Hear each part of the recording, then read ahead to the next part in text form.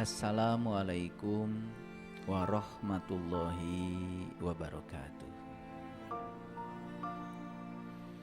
Salam sejahtera untuk kita semua. Om Swastiastu, Namo Buddhaya, Salam Kebajikan, Sampurasun. Rahayu Sagung Dumadi. Semoga seluruh makhluk hidup di semesta ini, baik yang kelihatan maupun yang tidak kelihatan, di setiap ruang dan waktu, di semua tingkatan, senantiasa hidup berbahagia dan terbebas dari segala penderitaan. Semoga kita semua sebagai makhluk cahaya yang dihadirkan ke semesta raya ini, berbadan raga, berbekal daya semesta, bisa menjadi sumber cinta, sumber kebahagiaan, sumber kasih sayang bagi semua makhluk. Mari kita rayakan hari baru ini dengan bertekad sekuat tenaga. Di sisa kehidupan kita tidak boleh lagi ada orang yang berkurang kebahagiaannya bertemu dengan kita. Tidak boleh ada lagi orang yang terluka dengan kata-kata dan tindakan kita. Tidak boleh lagi ada orang yang dalam kehidupannya menjadi menderita karena tindakan kita. Pastikan setiap hari baru kita punya kesadaran baru, pemikiran yang baru, sehingga kita selalu dinamis. Kalau di Quran ada kata-kata wa allawistaqomu ala thoriqah la asqainahum ma'an goda. Barang siapa yang istiqomah dalam satu jalan, maka dia akan meminum hikmah di jalan itu. Selama ini orang menganggap istiqomah itu adalah konsistensi. Konsistensi itu titik mati. Konsistensi itu sifatnya patung. Makanya patung itu haram.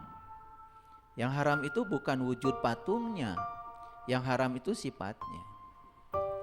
Patung diciptakan hari ini nunjuk ke sana, besok masih ke sana, lusa masih ke sana. Nah, itu yang haram. Sifat yang tidak mau berubah, itu yang haram. Wujud patungnya, ya itu kan yang membuat manusia. Dan selama ini kita sangat benci pada wujudnya, tetapi kita tidak pernah sadar kalau sifatnya melekat dalam diri kita. Jadi istiqomah itu bukan konsistensi. Istiqomah itu bukan konsisten. Kalau konsisten itu datar, konsisten itu rata. Istiqomah itu dinamis. Dinamis. Wa allawistaqomu ala thoriqat la asqainahum ma'an godako. Barang siapa yang dinamis dalam perjalanannya. Nah, dinamis itu berarti perjalanannya penuh dengan kreasi, penuh dengan inovasi, ya, selalu menemukan cara yang terbaik supaya perjalanannya menyenangkan, menakjubkan, keren, gitu. Oleh karena itu, ya kita belajar. Banyak orang ilmunya tinggi, tetapi masih terikat dengan pikiran-pikiran masa lalu, pikiran-pikiran usang. Lalu ilmunya tidak menolong. Ada orang yang ilmunya tinggi, tapi dia masih punya begitu banyak kemelekatan, cinta buta, ya, melekat kepada sesuatu yang tidak sepantasnya dia melekat. Makin melekat pada sesuatu, makin sulit melepaskannya. Ya sama seperti kalau tangan kita dilem, kuat sekali lemnya, melepaskan tangan kita dari sini sesuatu yang sulit. Nah, banyak juga manusia dalam hidup itu terus-menerus membangun kemelekatan. Melekat pada harta, melekat pada pasangan, melekat pada anak, melekat pada pekerjaan. Lalu tidak sadar kalau dia sebetulnya sedang memenjarakan dirinya sendiri dengan kemelekatan itu.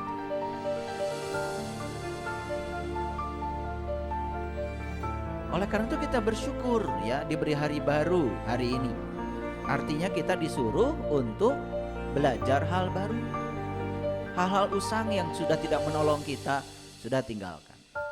Ilmu-ilmu usang yang sudah jelas tidak meningkatkan kesadaran kita, tinggalkan.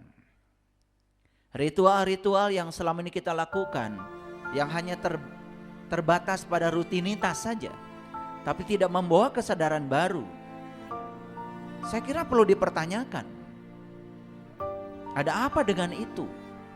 Kenapa saya sudah melakukannya, tetapi tidak ada kesadaran baru yang muncul pada diri saya?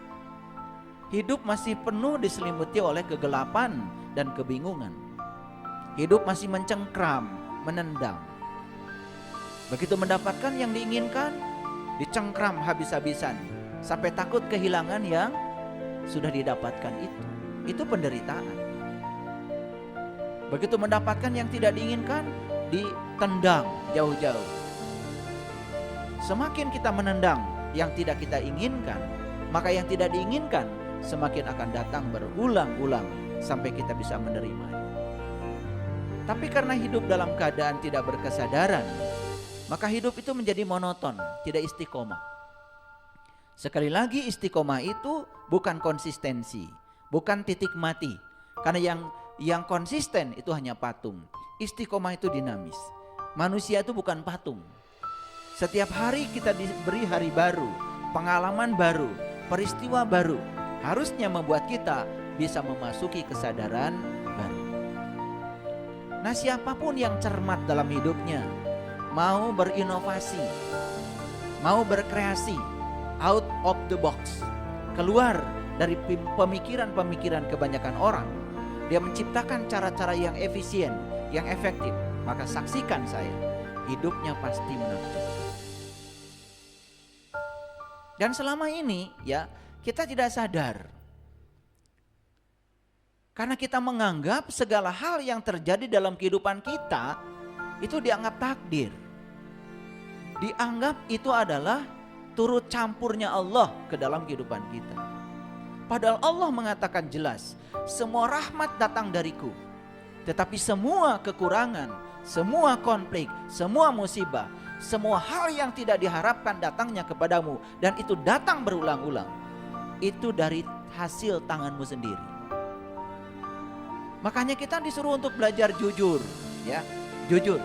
Cuman selama ini sayang sekali kita sulit untuk bisa jujur pada diri sendiri.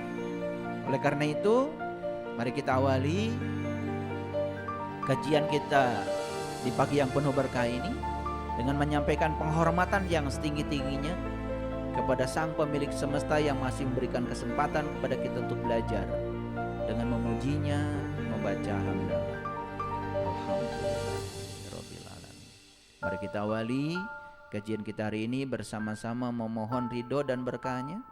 Semoga Allah hari ini mengalirkan energi dari ilmu pengetahuan yang akan meningkatkan kesadaran kita, sehingga kita segera bangkit dari tidur panjang kita.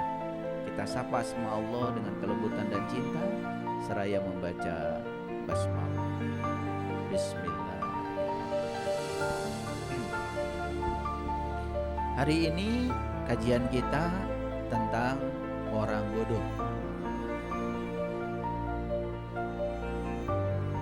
Tapi orang bodoh menurut versi kitab suci. Bukan orang bodoh seperti yang kita tahu dari kebanyakan orang. Semoga setelah ini kita akan sadar apakah kita termasuk orang bodoh atau sudah terbebas dari kebodohan.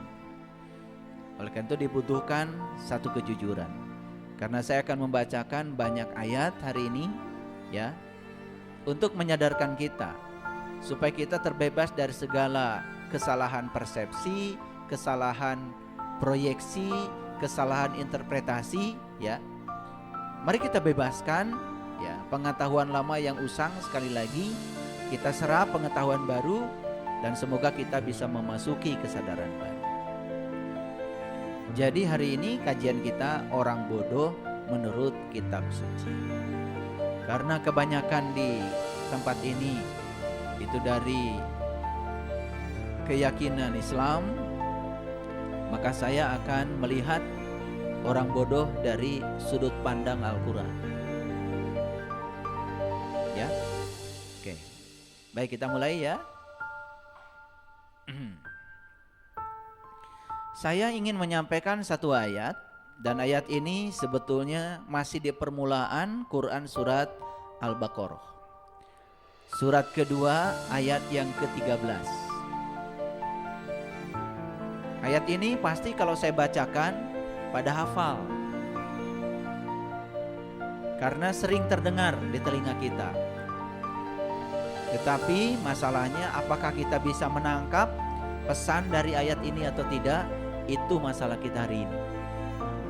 Izinkan saya untuk menganalisisnya, mengevaluasinya, sekaligus mensintesa pengetahuan ini sehingga mudah untuk dicerna oleh kita. A'udzubillahi minasyaitonirrajim. Bismillahirrahmanirrahim. Wa iza qila lahum aminu kama amanan nasu. Apabila dikatakan kepada mereka, berimanlah kamu sebagaimana orang-orang lain telah beriman. Qalu anu'minu kama amanas sufaha. Lalu mereka menjawab, akan berimankah kami sebagaimana orang-orang bodoh itu telah beriman? Tangkap ya dialognya. Lalu Allah berfirman, ala innahum humus sufaha walakin la ya'lamun. Ingat kata Allah, sesungguhnya merekalah orang-orang bodoh, tetapi mereka tidak tahu. Bisa memotret dialog ini? Jadi Allah menyuruh mereka nih, kata Allah, berimanlah kamu sebagaimana orang lain telah beriman. Nah pertanyaannya harus digali dulu nih, siapa mereka itu? Gitu kalau ngaji ya, siapa mereka itu? Harus ketemu dulu supaya jelas alamatnya yang mau dibicarakan, objeknya jelas. Oleh karena itu maka ini yang disebut dengan ya berpikir analisis. Ya, makanya berpikir itu merupakan keterampilan hidup. Nah, orang yang pikirannya itu tidak bisa menganalisis, itu karena apa? Karena pikirannya sudah terdoktrin, terdogma. Pikirannya sudah tidak bebas. Akibatnya pikirannya kurang cerdas. Nah, sekarang kembali lagi pada dialog ini. Apabila dikatakan kepada mereka, berimanlah kamu sebagaimana orang lain telah beriman. Apa jawaban mereka? Akan berimankah kami sebagaimana orang-orang bodoh itu telah beriman? Oleh karena itu maka kita telusuri siapa mereka ini. Nah untuk tahu siapa mereka itu, kita harus turun tuh ya ke bawah. Turun ke ayat 12, ayat 11, 10, 9, 8, 7 sampai ke ayat yang ke-6. Di situ batasannya. Nah, ayat yang ke-6 cerita apa itu? Ayat yang ke-6 itu cerita tentang ya orang-orang yang masih tertutup. Ya, saya tunjukkan ya. Saya tunjukkan ayatnya. Jadi saya stop dulu yang ini. Kemudian sekarang saya akan tunjukkan dulu ayat yang ke-6-nya supaya semuanya bisa ada pemanasan ya. Karena otak itu kadang-kadang perlu pemanasan untuk memahami. Ini agak serius ya ngajinya. Saya besarkan dulu ya supaya jelas. Ini ayat yang ke-6. Cerita apa sih? Perhatikan. Innal ladzina kafaru, sesungguhnya orang-orang yang tertutup, begitu ngajinya. Karena kalau itu tidak diterjemahkan tetap dalam bahasa Arab, kita jadi salah persepsi. Karena selama ini kita diajarkan kalau orang kafir itu orang lain. Kita diajarkan kita yang paling benar. Kan gitu. Lalu sering dengan mudah menyalahkan pihak lain. Oleh karena itu maka kalau menerjemahkan itu harus seluruhnya. Jangan sepotong-sepotong. Saya terjemahkan seluruhnya ya. Innallazina kafaru, sesungguhnya orang-orang yang tertutup. Tertutup apa? Tertutup ini luas. Tertutup pemikirannya, tertutup penerimaannya, bisa juga tertutup mata kolbunya, luas itu. Ya.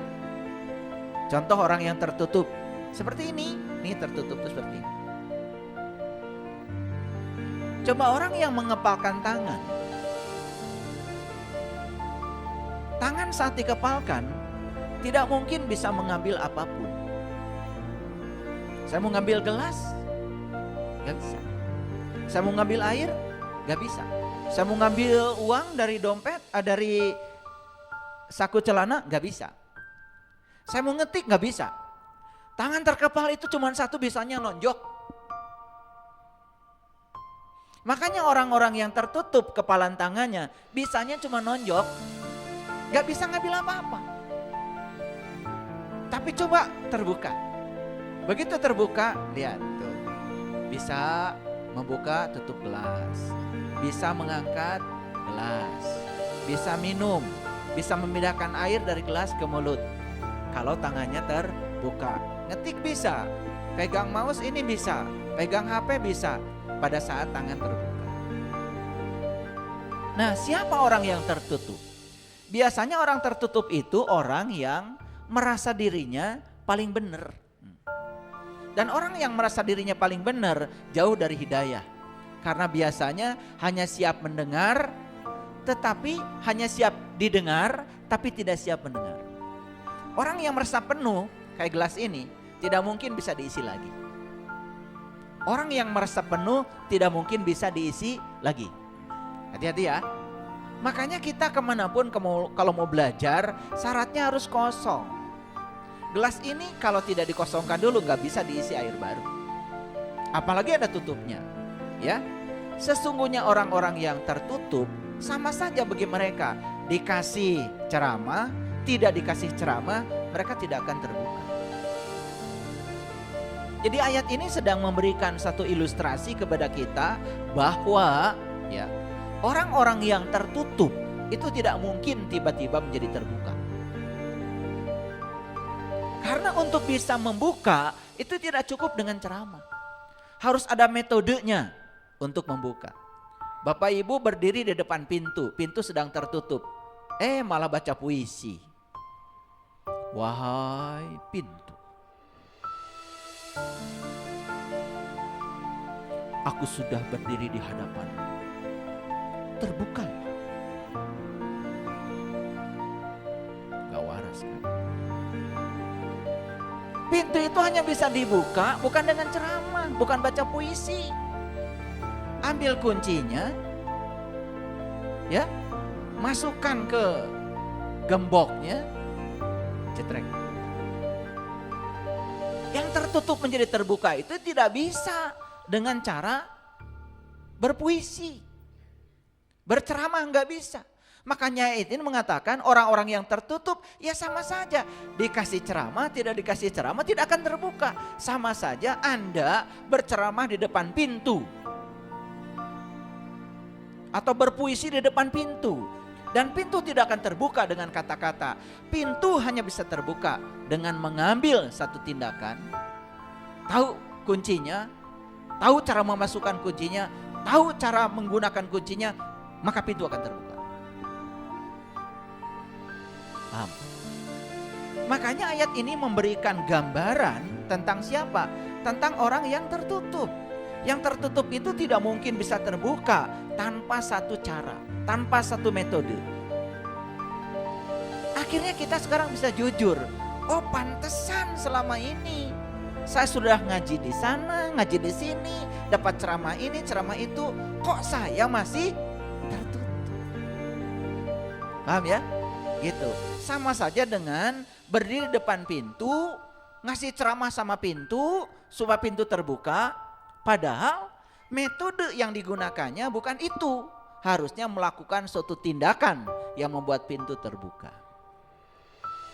Makanya saya berulang kali menyampaikan penyakit manusia itu cuma 3 menurut Al-Quran. 1, tertutup mata kolbunya. 2, gara-gara tertutup maka dia mengidap penyakit yang kedua, namanya penyakit kulit. Penyakit kulit itu bukan panu, bukan kudap, bukan kuris, bukan. Penyakit kulit yang paling berbahaya itu adalah penyakit dangkal pengetahuan. Tahu sesuatu cuma kulitnya saja. Sama seperti kita, tahu diri kita cuma jasmaninya saja. Gak tahu siapa diri kita yang sesungguhnya. Itu penyakit kulit. Makanya penyakit kulit akan mengakibatkan penyakit yang ketiga, hilangnya kesadaran, matinya kesadaran. Makanya penyakit manusia kata Quran cuma 3. 1, tertutupnya mata kalbu. 2, gara-gara itu berpenyakit kulit, tahu sesuatu dangkal, kulitnya saja, luarnya saja. Dan yang ketiga yang berbahaya, matinya kesadaran. Kalau sudah mati kesadaran, hidup dalam keadaan tidak berkesadaran. Orang yang tidak berkesadaran, ya namanya juga nggak berkesadaran, tidak eling, tidak waspada, ya hanya sibuk saja hidup, tetapi tidak mengerti buat apa dia hidup. Paham? Oke, lanjut dulu. Baru ayat yang ke-7 ya. Allah mengatakan ya, mereka yang menutup diri itu sebetulnya mereka itu sedang mengunci dirinya. Apa yang dikunci oleh dirinya? Yang pertama yang dikunci itu adalah qalbunya. Orang yang tertutup terhadap ilmu baru, pandangan baru, nasihat baru, gagasan baru, tidak mungkin terbuka mata qalbunya. Nah, ayat ini tidak mungkin saya bahas seluruhnya. Nanti Bapak Ibu baca sendiri. Baca sendiri. Ya. Nanti baca ayat yang ke-8.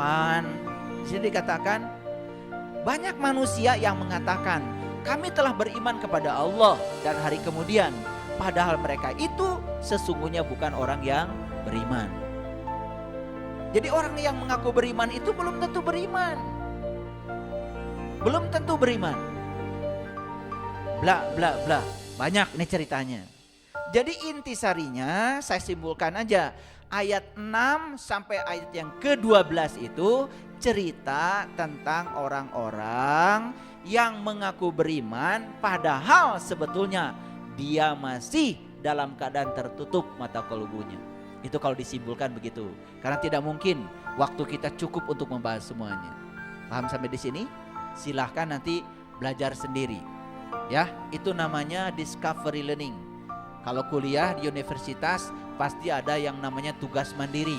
Nah, ini tugas ya, tugas. Lakukan kalau ingin benar-benar tahu. Nah, baru masuk ke ayat yang ke-13 yang saya sampaikan tadi ya. Ke sini ya, ayat 13. Baik. Jadi kita ulangi lagi dulu ya. Ayat yang ke-6 sampai ke-12 disimpulkan ya.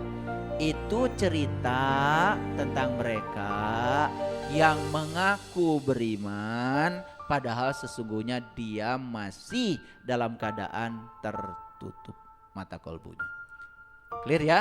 Silakan nanti baca sendiri kalau tidak percaya. Nah, kita masuk ke ayat yang ke-13. Apabila dikatakan kepada mereka, nah mereka sekarang sudah ketemu jawabannya. Siapa mereka di ayat ini? Yang tadi ya, orang yang mengaku beriman, merasa sudah beriman, tapi hanya rarasaan, ya, bukan rasa, rarasaan, rarasaan teh geus iman, gitu kan? Nah, rarasaan itu adalah pembenaran. Kalau rasa itu kebenaran.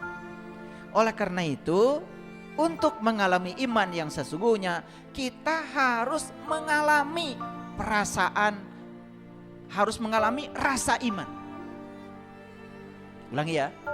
Untuk mencapai iman yang sesungguhnya, harus mencapai rasanya iman. Jangan rarasaan teh geus iman. Awas. Bapak Ibu. Makan buah durian. Kan yang dicari dari buah durian itu adalah rasa. Betul? Pernah bertanya enggak? Siapa yang naruh rasa di situ? Dan sesungguhnya rasa itu apa sesungguhnya? Walaupun Bapak Ibu perlu rasa buah durian, tetap Bapak Ibu harus beli durian.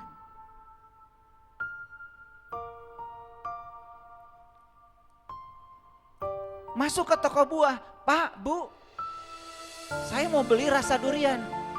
Teu aya neng, aya oge durian. Da abdi mah hoyong rasana wungkul. Gak bisa.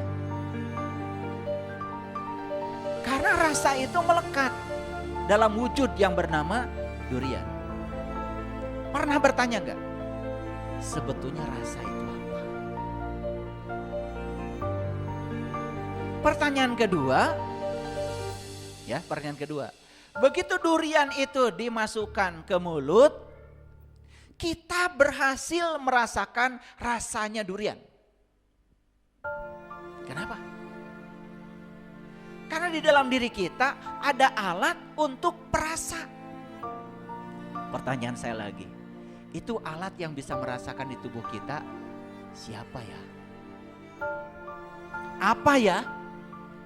Karena kalau tidak ada rasa di durian dan tidak ada alat untuk merasakan rasanya durian dalam diri kita, kita tidak akan sukses merasakan rasanya durian. Setelah kita sukses merasakan durian, baru kita bisa mengimani, oh durian itu enak, oh durian itu lezat. Gak mungkin ada orang yang belum merasakan itu tiba-tiba mengatakan durian enak, durian lezat, bohong besar. Paham? Dilambatkan lagi nih, tadi kecepatannya langsung naik 7 km per jam, turun lagi 2 km per jam. Tetapi selama ini kita tidak pernah ngaji rasa. Pernah gak kita bertanya, kenapa ya saya bisa merasakan rasanya durian? Sampai lidah itu bisa merasakan manisnya, pahitnya, asamnya, legitnya, cangornya, lembutnya. Coba, begitu durian yang dimasukkan ke mulut itu belum matang, kan cangornya kerasa. Begitu durian dimasukkan ke mulut itu sudah matang, legitnya terasa. Sampai kita bisa mengklasifikasi rasa di sini. Legitnya, lembutnya, manisnya, kurang manisnya. Coba, kalau saya tanya, pernahkah kita berpikir sebetulnya begitu cerdasnya lidah kita? Siapa sesungguhnya yang tinggal di situ? Yang sederhana saja, kita bisa merasakan rasanya itu pada saat kita masih bernafas. Kalau kita sudah tidak bernafas, dijejel-jejel juga itu buah durian, kita tidak akan berhasil merasakan itu. Tapi pernahkah kita menghargai napas kita? Pernahkah menghargai sang hidup yang ada pada diri kita? Sebetulnya saha atau nu ngarasakeun eta raosnya durian teh? Pernah tanya? Gak pernah tanya. Kalian makan durian, makan saja. Tidak pernah ada rasa penasaran, tidak pernah bertanya. Makanya hidupnya begitu-begitu saja, pengetahuannya gitu-gitu saja. Paling juga kolesterol naik, kadar gula darah naik, tensi darah naik, masuk rumah sakit, nyesel makan durian. Tapi begitu sembuh, dahar deui. Itu yang hilang dari diri kita, rasa penasaran untuk tahu sebetulnya rasa itu apa. Saya baru cerita rasanya buah durian. Dan kita baru bisa mengimani buah durian kalau sudah merasakan. Bagaimana kita bisa mengimani Allah, malaikat, kitab, rasul?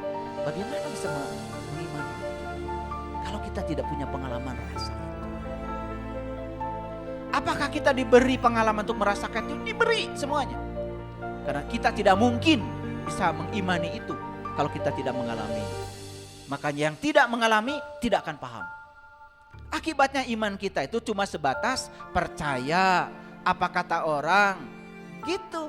Kita tidak mengalami langsung pengalamannya. Iman yang semacam itu iman yang patut untuk diragukan.